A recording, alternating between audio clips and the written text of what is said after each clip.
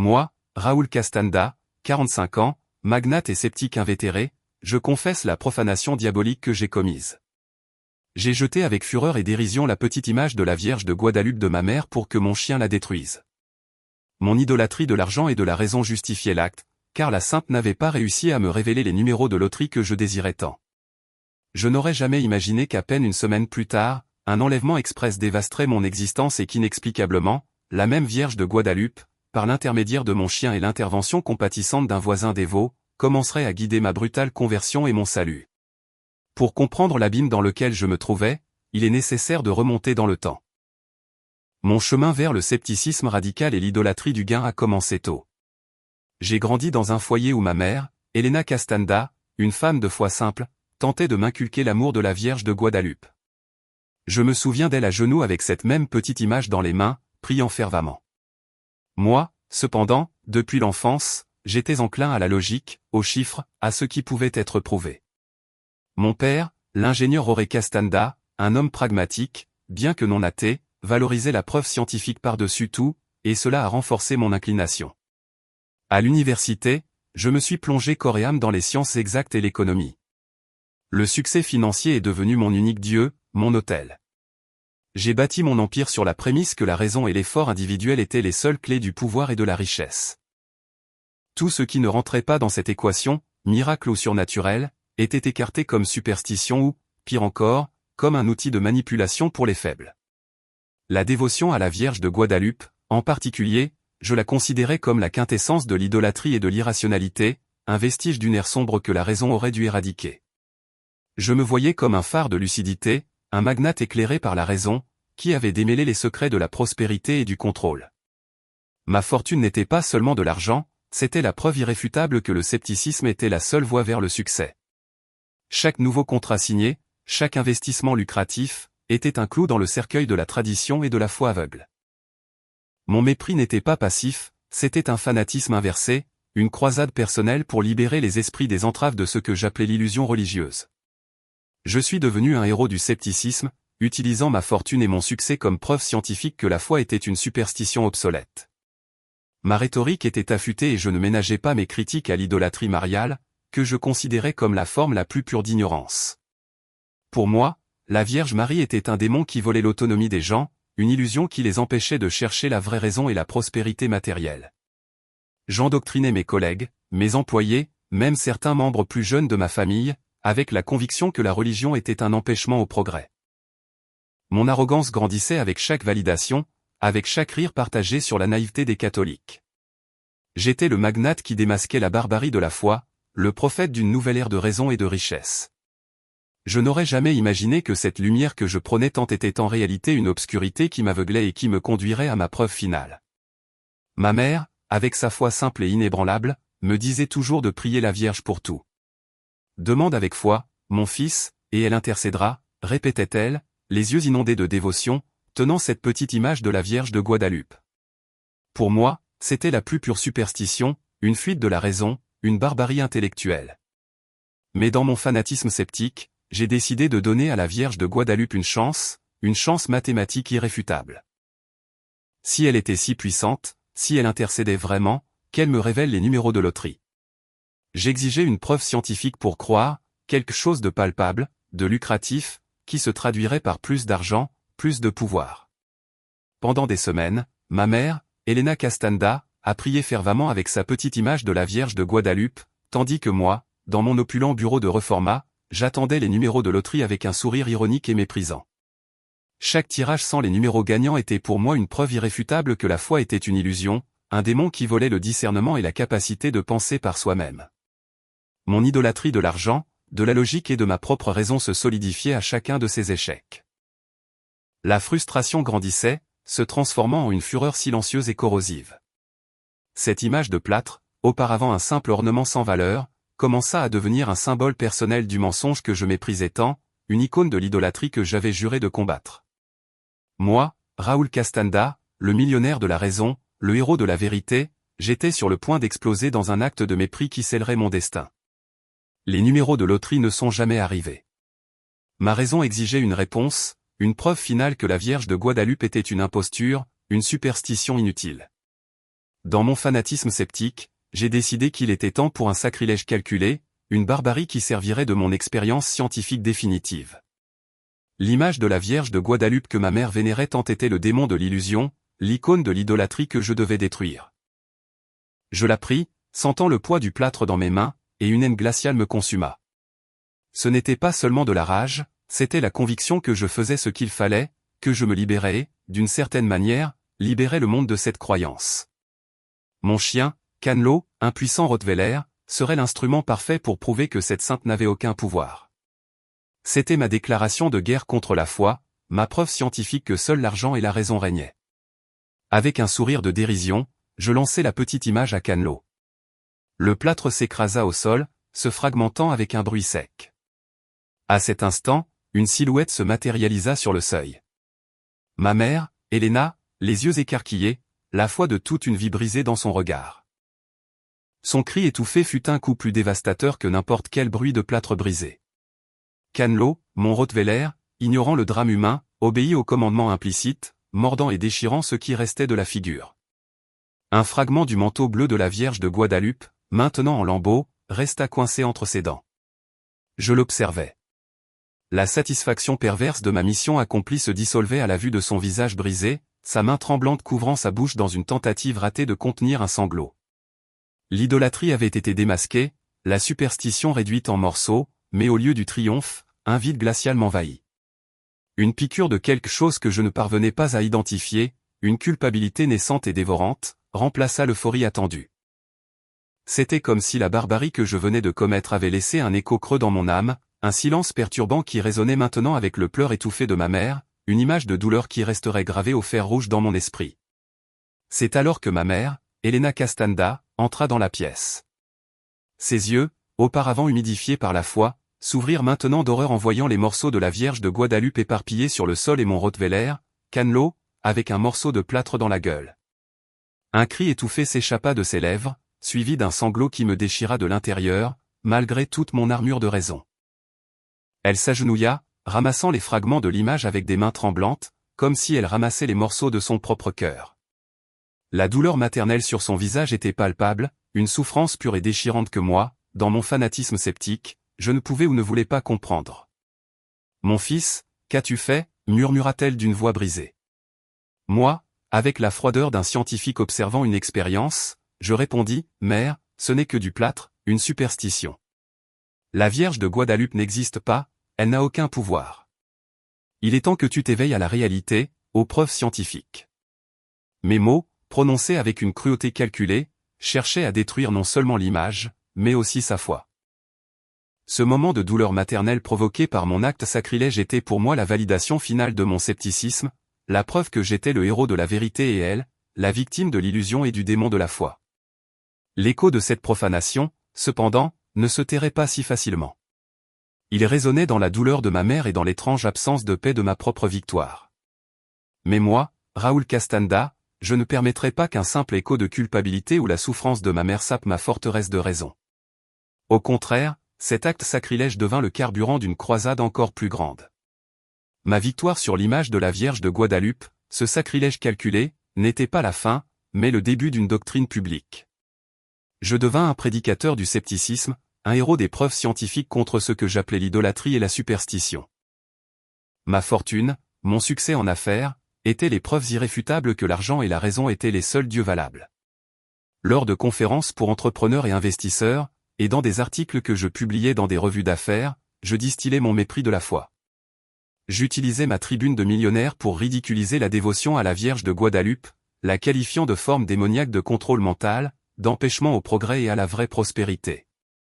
Ma rhétorique était affûtée et je n'hésitais pas à utiliser des termes comme superstition infantile et illusion dangereuse pour décrire toute forme de foi religieuse. Je me voyais comme un libérateur, quelqu'un qui démasquait la fraude de la religion. Mon influence sur mes employés était subtile, mais constante.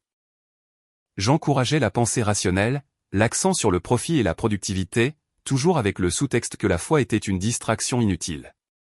Lors des réunions mondaines, je me délectais dans des débats enflammés où je démantelais la logique de la foi avec des arguments basés sur la science et la logique, toujours avec un sourire condescendant. Le fanatisme qui n'était auparavant que le mien s'étendait maintenant, validé par ceux qui, comme moi, idolâtrait le succès matériel. J'étais le millionnaire qui prouvait que Dieu était l'argent et la raison, et que la Vierge de Guadeloupe n'était qu'un morceau de plâtre sans pouvoir. Cependant, après l'acte sacrilège avec l'image, quelque chose changea subtilement. La victoire que j'avais ressentie en voyant le plâtre brisé ne se traduisit pas par la paix absolue que j'espérais. Au contraire, une inquiétude silencieuse commença à se semer dans ma poitrine, une graine de trouble que je refusais de reconnaître. Je l'attribuais au stress des affaires, à la pression de maintenir mon empire financier, mais c'était différent. C'était une ombre persistante, un murmure qui remettait en question la solidité de ma raison, la rongeant de l'intérieur. L'image brisée de la Vierge de Guadeloupe, bien que je l'eusse balayée à la poubelle sans remords apparents, semblait avoir laissé des fragments invisibles dans mon esprit. Dans les moments de silence, quand l'agitation du jour diminuait et que je me voyais seul dans mon luxueux appartement de Loma de Chapultepec, je voyais les morceaux, j'entendais le pleur étouffé de ma mère, Elena Castanda. Je m'efforçais de rejeter ces apparitions internes comme de simples vestiges d'une superstition infantile, une faiblesse émotionnelle que ma raison et mes preuves scientifiques auraient dû éradiquer complètement. Mais elles persistaient comme un démon interne que je ne parvenais pas à exorciser par la logique ou par la froideur des chiffres. Mon chien Canelo, le Rottweiler qui avait été complice involontaire de la profanation, me regardait maintenant avec une innocence qui, étrangement, me mettait mal à l'aise. C'était comme si ses yeux gardaient la mémoire de l'acte, un rappel silencieux de ma cruauté, de mon idolâtrie du scepticisme qui m'aveuglait. Moi, Raoul Castanda, qui idolâtrait l'argent et la raison par-dessus tout, commençais à ressentir un vide qu'aucune fortune ne pouvait combler, une faille dans mon système de croyances que je n'étais pas prêt à admettre. La raison que je prônais tant ne me donnait aucune réponse pour ce trouble croissant. L'intervention divine dont je me moquais tant n'était pas encore arrivée, mais la graine du doute, de l'inquiétude, était plantée, attendant le moment de germer au milieu du chaos qui approchait. L'inquiétude grandissait, mais je l'étouffais avec plus de travail, plus de chiffres, plus de raisons. Ma mère, Elena, cependant, ne parvenait pas à dissimuler sa douleur. Ses pleurs, après la profanation diabolique de l'image, semblaient avoir attiré une attention indésirable. C'est alors que Don Salvador Ramirez, notre voisin du dessous, un homme de foi simple et inébranlable, commença à apparaître. Lui, que j'avais toujours écarté comme un superstitieux dévot de la Vierge de Guadeloupe, me regardait maintenant avec une compassion qui m'irritait profondément. Ses yeux, que je voyais auparavant comme naïfs, portaient une sérénité que je ne possédais pas. Il ne vint pas me confronter au sujet de l'acte sacrilège, mais offrir une épaule à ma mère. Je le voyais de ma fenêtre, conversant avec elle dans le jardin, ses mains ridées tenant les siennes. Il parlait d'espoir, de la Vierge de Guadeloupe et de miracles guadeloupéens, des mots que je classais comme illusions et autres démons qui volaient la capacité des gens à affronter la réalité. Ma raison me criait qu'il était un idiot, un héros de l'idolâtrie. Moi, Raoul Castanda, le magnate du scepticisme, ressentais un mépris viscéral pour cette croyance.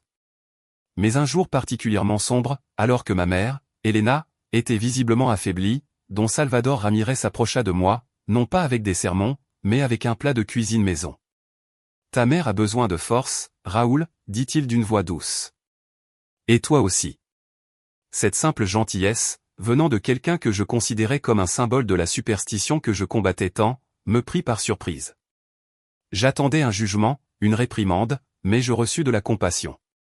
Ce fut une petite fissure, presque imperceptible, dans mon armure de raison et de scepticisme. Je n'acceptais pas sa foi, mais l'humanité de son geste était une preuve que ma logique ne pouvait réfuter. Je n'aurais jamais imaginé qu'un voisin catholique compatissant puisse semer la graine du doute dans mon cœur si endurci. La profanation diabolique que j'ai commise m'a isolé, mais sa compassion commença à me ramener, même si je ne voulais pas encore l'admettre. La compassion de Don Salvador Ramirez, une anomalie, un vestige d'une superstition que moi, le millionnaire de la raison, j'avais dépassée. Mon armure de scepticisme n'avait pas de fissure pour la naïveté d'autrui.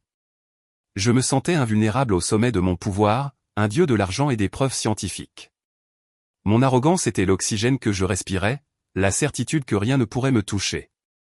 Je n'aurais jamais imaginé que ce vertige d'inviolabilité serait le prélude de ma chute. La nuit tomba, sombre et traîtresse. Je quittai mon bureau à Reforma, l'empire de verre et d'acier, construit avec ma raison et mes preuves scientifiques, retranché dans ma voiture de luxe. Je me sentais intouchable, un dieu de l'argent, immunisé contre les superstitions. Mais en un clin d'œil, cette illusion vola en éclats. Un coup sec à l'arrière, un pneu crevé de force. La portière de ma voiture fut arrachée avec une violence brutale. Et moi, Raoul Castanda, fus projeté au sol comme un sac poubelle, des armes froides pointées sur ma tête, des voix rudes. L'odeur de la terreur, ma propre terreur, inonda l'air. L'enlèvement express, la profanation diabolique que je méprisais tant, était maintenant ma réalité viscérale à Mexico. Ma fortune, mon statut, ma raison inébranlable, tout devint inutile en quelques secondes. Le démon que j'affirmais être la foi se manifestait maintenant réellement, me volant ma liberté. Mon idolâtrie de l'argent ne m'a pas sauvé. J'étais là, un millionnaire dépouillé, face à face avec la plus crue et dévastatrice des réalités, où ma logique n'avait aucun pouvoir. Le contrôle que j'idolâtrais tant s'évanouit, et la panique s'empara de moi. Une sensation que ma raison sceptique n'avait jamais permise. Je fus projeté à l'intérieur d'une camionnette sombre, l'impact me coupant le souffle. La puanteur de métal rouillé, de sueur et de désespoir était suffocante, une antithèse brutale à l'opulence parfumée de ma vie. Ma raison, mon esprit affûté pour les affaires, tenta immédiatement de calculer, de négocier. Je suis Raoul Castanda, un magnate. J'ai de l'argent, beaucoup d'argent. Vous pouvez avoir ce que vous voulez, mais sortez-moi d'ici. Les mots qui auparavant ouvraient des portes et déplaçaient des montagnes furent maintenant accueillis par un rire guttural et un coup sec à la tête. Tais-toi, playboy. La voix était froide, déshumanisée. L'obscurité était absolue, et avec elle la certitude que mes preuves scientifiques et mon scepticisme étaient aussi inutiles que l'image brisée de la Vierge de Guadeloupe. Le démon que j'attribuais à la foi se matérialisait maintenant dans la brutalité de ces hommes, me volant non seulement ma liberté, mais chaque vestige de ma dignité.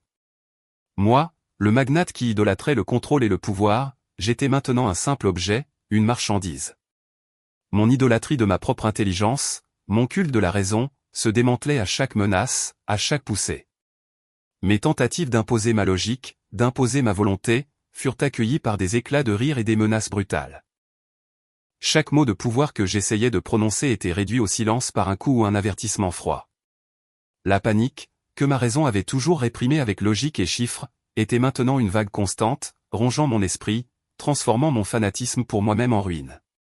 La barbarie que j'avais commise contre la foi de ma mère semblait un prélude enfantin comparé à la barbarie réelle que je vivais.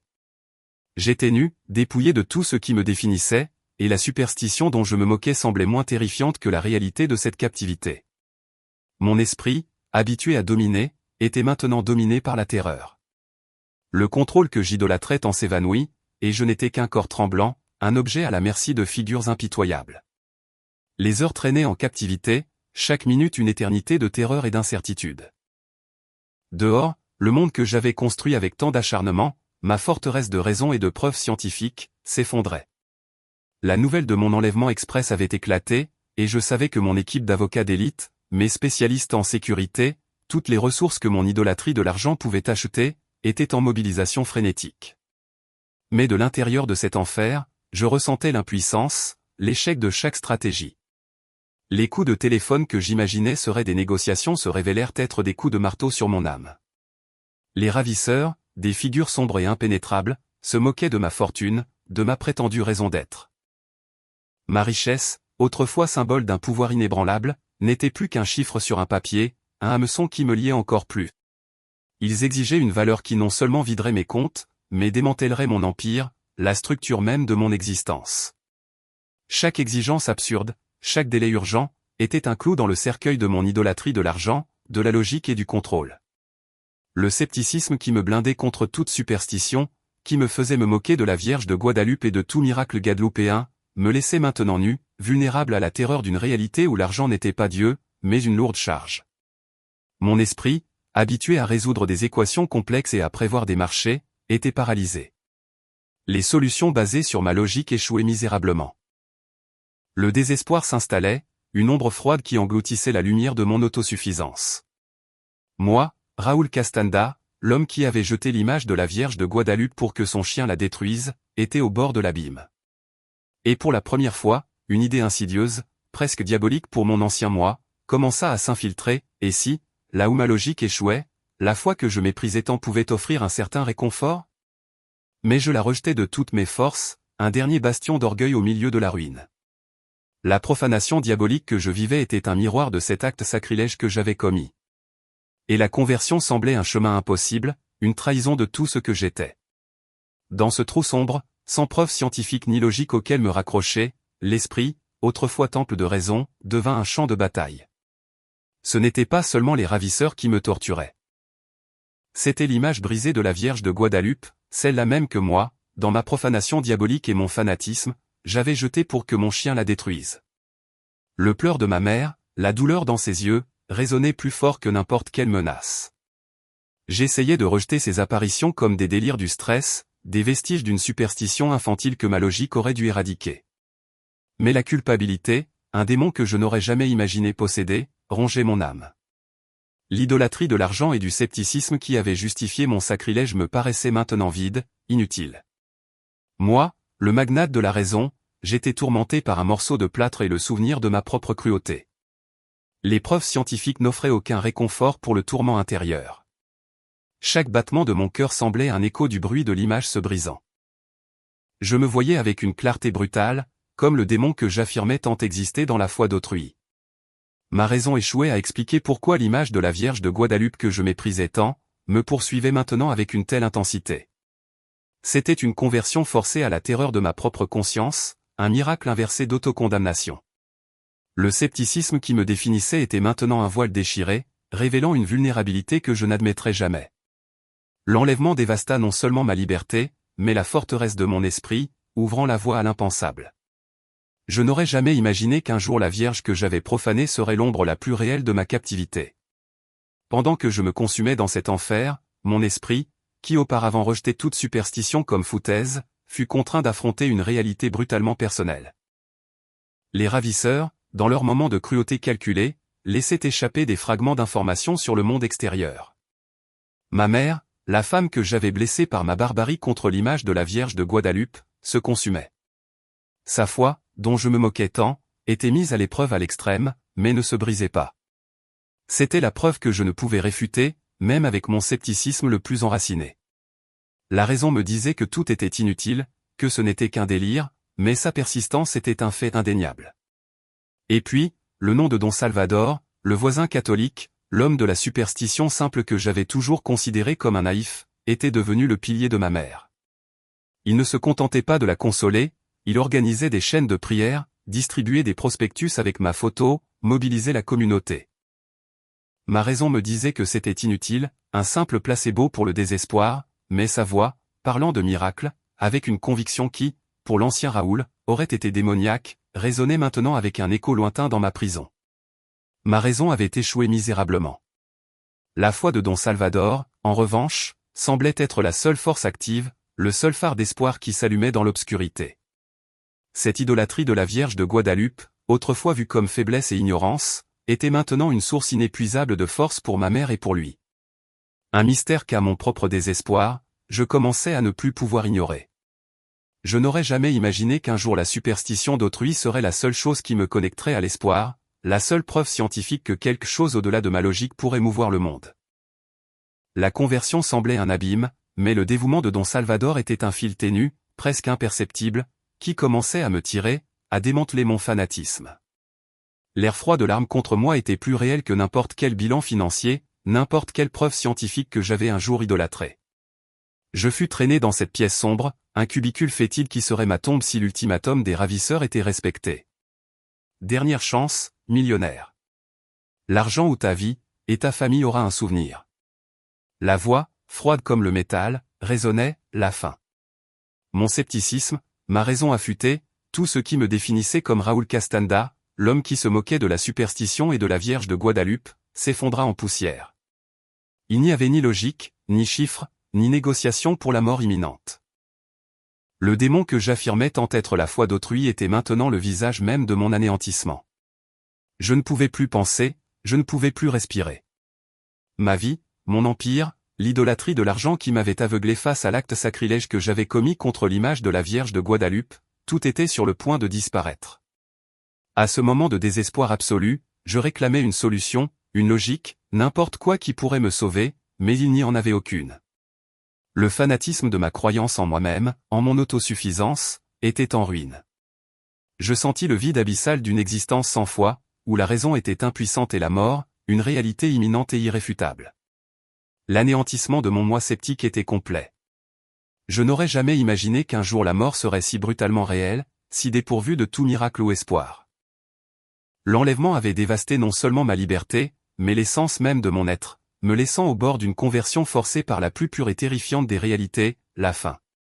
Dans ce limbe entre la vie et la mort, une sensation étrange et glaciale me parcourut. Ce n'était ni le froid de la cellule, ni la peur habituelle. C'était un frisson inexplicable, comme si un courant invisible me connectait à quelque chose de distant, quelque chose que ma raison tenta immédiatement de rejeter comme un délire. Mais l'image mentale, vivace et perturbante, insistait. Mon Rottweiler, le même chien que moi, dans mon acte sacrilège et mon fanatisme, avait ordonné de détruire l'image de la Vierge de Guadeloupe, apparaissait maintenant dans mon esprit. Il venait avec quelque chose dans la gueule, un petit fragment bleu du manteau de la Vierge brune. Je voyais ma mère tremblante le prendre et Don Salvador, le voisin superstitieux, parler de signes et de miracles. Le démon de mon scepticisme criait que c'était de la folie, fruit du stress extrême. Mais la force de cette image, la persistance de ce fragment bleu, était une preuve que ma raison ne parvenait pas à démanteler. L'idolâtrie de l'argent et de la logique qui me définissait échouait misérablement à me sauver. Et maintenant, la superstition que je méprisais tant, par l'intermédiaire de mon propre canelot et de la foi de Don Salvador, semblait être la seule chose qui bougeait, qui agissait. Cet acte sacrilège que j'avais commis, celui de jeter l'image au chien, se transformait en un pont, une fente de lumière. Je n'aurais jamais imaginé qu'un jour le démon de mon scepticisme céderait de l'espace à une étrange et inconfortable espérance, poussée par un morceau de plâtre et la foi d'un voisin. La conversion semblait moins absurde que la réalité de mon enfer. À ce moment de désespoir absolu, avec l'arme froide résonnant encore dans ma mort imminente, ma raison céda. Il ne restait ni logique ni preuve scientifique qui pût me sauver. Le démon de mon scepticisme que j'avais tant nourri m'abandonnait maintenant, me laissant nu et terrifié. Le magnate qui idolâtrait l'argent et le contrôle était réduit à un chiffon humain, implorant quelque chose que j'avais toujours appelé superstition. L'image du fragment bleu du manteau de la Vierge de Guadeloupe que mon chien Canelot avait rapporté, et la voix de Don Salvador Ramirez, le voisin superstitieux, parlant de miracles et d'interventions, envahirent mon esprit. Moi, Raúl Castanda, l'homme de la barbarie et du sacrilège, le héros de la raison contre l'idolâtrie, j'étais sur le point de faire l'impensable. Je n'aurais jamais imaginé qu'un jour moi, le sceptique ruiné, crierait dans l'obscurité pour celle que j'avais tant méprisée. Et puis, dans un murmure rauque qui osait à peine franchir mes lèvres, un cri silencieux qui déchira mon âme, je priais, Vierge de Guadeloupe, si tu existes, si tu n'es pas l'illusion, le démon que j'ai cru, si tu as du pouvoir, comme ma mère et Don Salvador le disent, sors-moi d'ici. J'ai été un barbare. J'ai jeté ton image pour que mon chien la détruise. Je me moquais de ton idolâtrie, mais accorde-moi un miracle. Sauve-moi de cet enlèvement. Prouve que ma raison était fausse, que mon scepticisme était une prison. Je ne sais pas prier, je ne sais pas demander, mais si tu es réel, aide-moi. S'il te plaît, Vierge brune, s'il te plaît.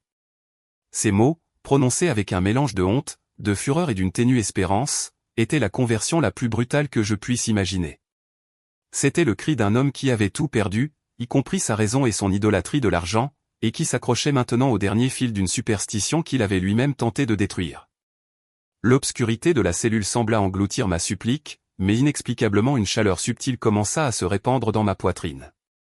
Une sensation que je ne pouvais expliquer par aucune preuve scientifique. C'était le début de quelque chose, la graine d'une transformation qui dévasterait mon ancien moi. Cette chaleur subtile que moi, Raúl Castanda, le héros de la raison et des preuves scientifiques, je n'aurais jamais pu expliquer, commença à s'intensifier. Ce n'était pas la chaleur étouffante de la cellule, mais un rayonnement interne, comme si une braise endormie dans ma poitrine avait été soudainement ravivée. Mes yeux, habitués à la pénombre oppressante, commencèrent à discerner une faible luminescence. C'était une lumière douce, bleutée, qui jaillissait du coin le plus sombre de cette prison immonde, où la saleté et le désespoir régnaient. Mon scepticisme hurlait que c'était un tour de l'esprit, une hallucination induite par la peur et la faim, mais la chaleur et la lumière étaient indéniables, tangibles d'une manière qui défiait toute ma raison. La lumière bleutée n'était pas éblouissante, elle était accueillante, presque éthérée, et commença à prendre forme lentement, comme si elle émergeait d'un voile de brume céleste. Une silhouette apparut. Je n'aurais jamais imaginé qu'un jour moi, l'homme qui avait jeté l'image sacrée de la Vierge de Guadeloupe de ma mère pour que Canelot la détruise, serait témoin de quelque chose de tel. Elle était là, une femme brune, jeune, enveloppée dans un manteau d'un bleu si profond et vibrant qu'il semblait absorber et irradier toute la lumière de l'univers. Ce n'était pas une image statique, froide et sans vie comme celle que je méprisais tant, mais une présence vivante, pulsante. Son expression était sereine et maternelle, un regard qui pénétrait mon âme sans jugement, seulement avec une compassion infinie. Il n'y avait aucune trace de réprobation pour mon acte sacrilège, pour ma profanation diabolique, pour mon idolâtrie de l'argent et du démon de mon orgueil intellectuel. Seulement de l'amour, un amour que je n'avais jamais ressenti, pas même dans ma recherche frénétique de succès et de richesse. À ce moment de désespoir absolu, avec la mort planant encore, une paix inexplicable s'empara de moi. C'était une paix qui n'avait pas de sens, un calme dans l'œil du cyclone qui démantelait chaque argument de mon scepticisme. Je me souvenais du fragment du manteau bleu que Canlo avait rapporté, de la voix de Don Salvador Ramirez, le voisin superstitieux, parlant de miracles et de la Vierge de Guadalupe. Cette apparition n'était pas un placebo, ce n'était pas une illusion, c'était réel. Ses lèvres ne bougèrent pas, mais une voix douce, plus une sensation qu'un son, résonna directement dans mon esprit, « Fils, je suis ici. N'aie pas peur. La foi que tu as persécutée est ton salut. » Mes jambes cédèrent. Moi, Raoul Castanda, le magnate sceptique, tombé à genoux dans la saleté de la cellule, non par faiblesse, mais par une révérence que jamais je n'aurais cru capable de ressentir. L'image de la Vierge de Guadalupe continua d'irradier cette lumière bleue et cette paix, tandis que moi, le barbare qui s'était moqué d'elle, sentait chaque fibre de mon être brisée et reconstruite. Ma raison était en train de s'effondrer. Mon scepticisme implosait devant cette preuve surnaturelle. C'était le miracle que j'avais imploré, mais sous une forme que je n'aurais jamais pu concevoir. C'était le début de ma conversion, non par choix, mais par une intervention divine si puissante qu'elle ne laissait aucune place au doute, seulement à une reddition totale. La Vierge Marie, que j'appelais mensonge et idolâtrie, était là, réelle, vivante, et me tendait la main pour me sortir de l'abîme que j'avais moi-même creusé. L'apparition de la Vierge, bien qu'éthérée, ne fut pas un délire. Elle se dissipa comme la brume, mais la paix inexplicable qui m'avait envahi demeura, un baume pour l'âme brisée. Je restais dans la cellule immonde. L'odeur de moisi et de désespoir flottait encore, mais quelque chose en moi avait irrévocablement changé. Ma raison avait été pulvérisée, mon scepticisme écrasé par la preuve la plus profonde et personnelle que j'aurais pu avoir. Le magnate que j'avais été, l'homme de l'idolâtrie de l'argent et du contrôle, n'était plus qu'un récipient vide, prêt à être rempli par quelque chose que j'avais appelé superstition et illusion. C'est alors que, de l'extérieur de la cellule, un son familier et reconnaissable rompit le silence oppressant, un aboiement. Non pas un aboiement quelconque, mais l'aboiement strident et désespéré de Canlo, mon propre chien, celui-là même que j'avais incité à détruire le fragment de la Vierge de Guadalupe. Je n'aurais jamais imaginé que le même animal, complice involontaire de ma barbarie et de mon sacrilège, serait maintenant un héros d'espoir. Les aboiements s'intensifièrent, se mêlant à des voix étouffées, et soudain, un bruit d'effraction. Le démon de ma peur tenta de me convaincre que c'étaient les ravisseurs qui revenaient pour m'exécuter, mais la paix de l'apparition m'enveloppait encore, une armure contre la terreur qui me consumait auparavant. La porte de la cellule s'ouvrit avec fracas, révélant non pas les visages brutaux de mes bourreaux, mais la silhouette corpulente et préoccupée de Don Salvador Ramirez, mon voisin dévot, celui que je méprisais tant pour son idolâtrie et sa superstition infondée. Derrière lui, Canlo haletait avec un morceau de tissu bleu identique au manteau de la Vierge de Guadalupe que j'avais profané, pendant de sa gueule. Le fil divin qui me connectait au salut n'était ni d'or ni de preuves scientifiques, mais d'un tissu simple et d'une loyauté canine qui défiait toute ma logique. Raoul, grâce à Dieu, Canlo n'arrêtait pas d'aboyer à ta porte et apportait ceci, dit Don Salvador en désignant le fragment du manteau bleu. J'ai eu un pressentiment, une prémonition, et quand j'ai vu le chien avec ce tissu, je me suis souvenu de ta mère et de sa foi. J'ai pensé que quelque chose n'allait pas. J'ai appelé la police, mais je suis venu avant, suivant Canlo. À ce moment de désespoir absolu, la raison de Don Salvador, guidée par une foi que j'avais ridiculisée comme superstition, s'unissait à l'intervention surnaturelle. Le miracle n'était pas seulement l'apparition, c'était le réseau d'événements qui se déroulait, orchestré par une force plus grande que mon scepticisme n'aurait jamais pu concevoir. La police arriva aussitôt, faisant irruption dans la captivité. Les ravisseurs, pris par surprise, furent rapidement maîtrisés. Moi, Raoul Castanda, le magnate sceptique et radical, j'étais libre. Mais la liberté physique n'était que le début. La conversion qui commençait était beaucoup plus profonde, une dévastation de mon ancien moi. Le sacrilège que j'avais commis, la profanation diabolique contre la Vierge de Guadalupe, avait été répondu non par une punition, mais par un miracle de sauvetage, médiatisé par un chien et un voisin superstitieux. Je n'aurais jamais imaginé que la Vierge brune, que j'avais tant insultée, utiliserait les instruments les plus improbables pour me sauver, dévastant mon monde de raison et de scepticisme pour le reconstruire sur la roche de la foi. Le démon de mon arrogance avait été expulsé, et un nouveau chemin pavé par la grâce s'ouvrait devant moi, un chemin de conversion et de gratitude envers la Vierge de Guadalupe. Les interrogatoires policiers furent un flou. Mon esprit, auparavant temple de raison et de preuves scientifiques, était en ruine. Les questions sur les ravisseurs, la captivité, tout semblait distant. Ce qui importait, c'était la paix inexplicable qui m'enveloppait encore, la chaleur subtile qui persistait dans ma poitrine et, par-dessus tout, l'image de la femme brune, du manteau bleu, de la Vierge de Guadalupe que j'avais profanée.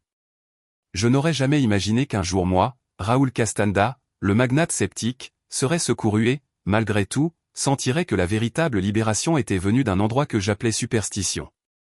Quand ils me laissèrent enfin seul, Don Salvador était là, assis sur une chaise en plastique à la délégation, avec Canelo recroquevillé à ses pieds. Le fragment du manteau bleu était soigneusement plié dans ses mains.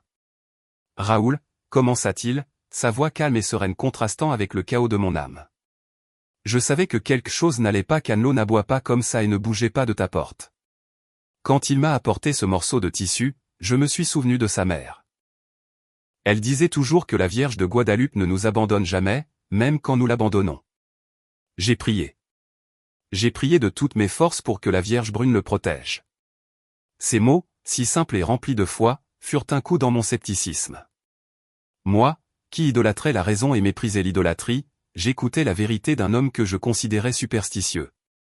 La profanation diabolique de mon passé, l'acte sacrilège de jeter l'image pour que mon chien la détruise, tout cela pesait.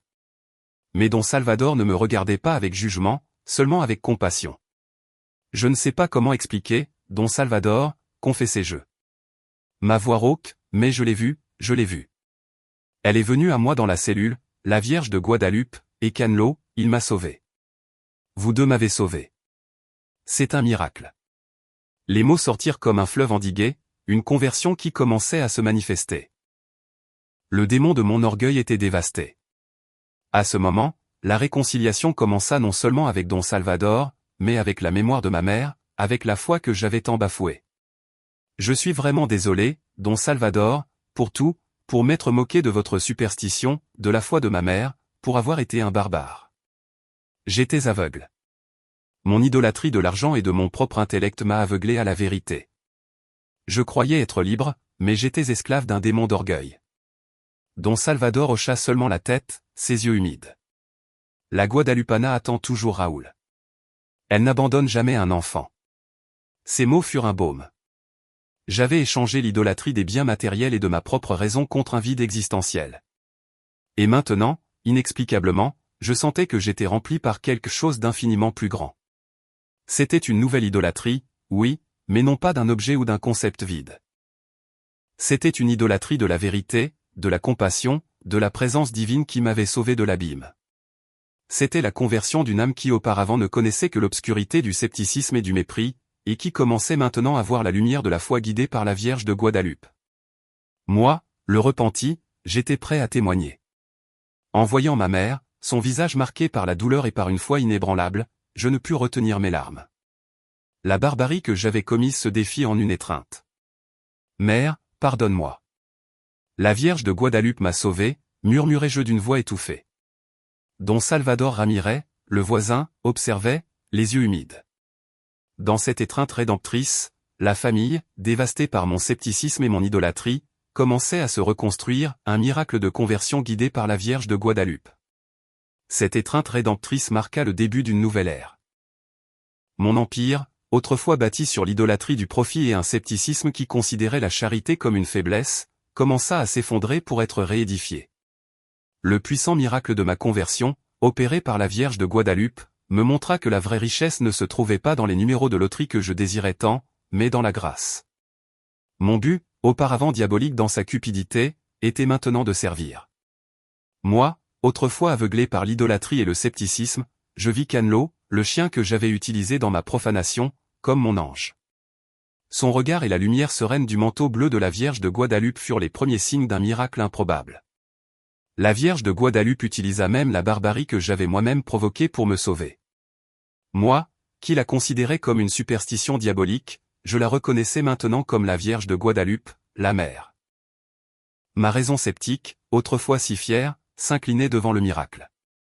L'image que j'ai jetée pour que Canlo la détruise, symbole de mon idolâtrie de l'argent, était maintenant le visage de la compassion qui m'a sauvé de l'enlèvement et de la dévastation. Je n'aurais jamais imaginé que mon propre acte de profanation ferait partie de mon salut. Aujourd'hui, ma voix, autrefois utilisée pour propager le scepticisme et l'idolâtrie de l'argent, clame la tolérance. Moi, le millionnaire qui voyait la foi comme une superstition diabolique, je témoigne maintenant du miracle de la Vierge de Guadalupe. Ma conversion, née de la dévastation de l'enlèvement express. Ne persécutez pas ce que vous ne comprenez pas. La Vierge de Guadalupe m'a montré la vraie raison. Ma gratitude est éternelle.